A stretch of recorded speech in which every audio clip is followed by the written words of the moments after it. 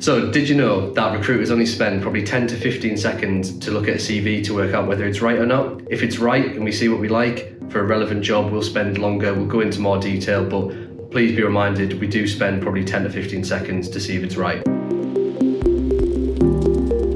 Point number 1, don't be afraid of bullet points. Don't think that putting bullet points on your CV is unprofessional. It's much better to see sharp, punchy bullet points of what you've been doing rather than a huge block of text that people are just going to want to look away from and not want to spend the time reading. We don't have time to spend hours or even sort of minutes looking through lots of CVs and just looking at paragraph after paragraph. We want to see sharp, punchy bullet points. So eventually it's going to make you noticed.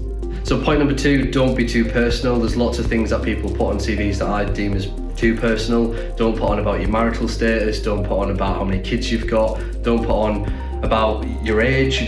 People like to put pictures on CVs as well and think that's the way forward, it's the modern way. Don't do it. By putting personal things on your CV, you don't want to categorise yourself. Diversity and inclusion is a massive thing at the minute. We want to see people for what they can bring to a business, not discriminating people for age, gender, anything else that's on there that's personal. We don't want companies to then look at your CV and make a decision on that, basically.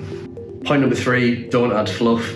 You might think you need to add loads and loads of detail about your job. We don't really need to know everything that you've been doing. We want to know the key points, so stick to facts, figures. I would always say put figures in a CV. If you've worked on a project or if you've worked on something where you've been dealing with square footage or budget, put that detail on there if you're allowed, because that's the thing that will stand out to employers and it stands out to recruiters as well. Point number 4, grammar and punctuation. There's so many tools out there at the minute. Pretty much every program that you're using to actually make a CV on, whether that's Word or PDF, will have a tool on there that can check your grammar and your punctuation. Make sure you're doing that. Don't just do it once when you create your CV and then do it again in 5 years' time. Every time you put a new job on there or update your CV, do a spell check, do a grammar check, spend a bit of time just making sure that you've got dates right, and make sure there's no spelling mistakes and the punctuation's right as well. Otherwise, I think you look really sloppy. So point number 5, don't trust your own self. What I mean by that is, if you've formatted your CV or you've updated it a few years ago and you're about to put a new job on there, don't just go on and just add the new job. Go back through, check the other details that you've put on there, make sure they're up to date. The amount of times I've looked and I've seen a job that says, from 2016 to current, and they talk about, I'm doing this, I'm doing that. You need to update that to say I did or I have done. You actually need to keep that up to date as well. Otherwise, it just looks, again, sloppy. Point 6, don't put any misleading information on your CV. Basically, don't lie on your CV. You will get caught out. We see it all the time with salaries. It's the same with CVs. If you start putting misleading information on there, it goes through an interview process. You're going to have checks done. The last thing you want to do is get through to a final stage, be made an offer on a job, and then someone picks up you've either lied on your CV or you've not told the truth about your salary. Own your own value. Basically, you'll be more confident if you put on there the truth. If you go into an interview knowing you've done all of these things on your CV, you can talk confidently about that.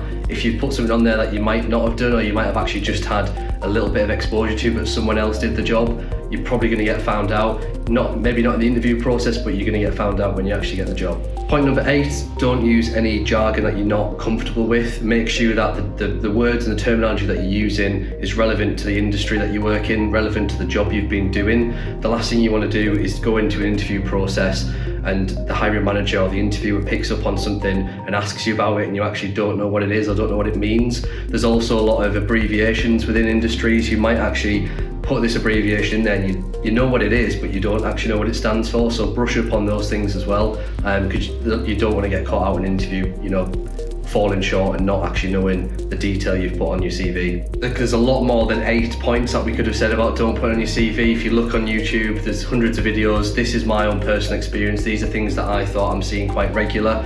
If you want to see what you should be putting in your CV, make sure you subscribe and actually leave some comments down below as well on anything else that you think we've missed or important points that you picked up on as well. See you in the next video from Michael at Boden Group.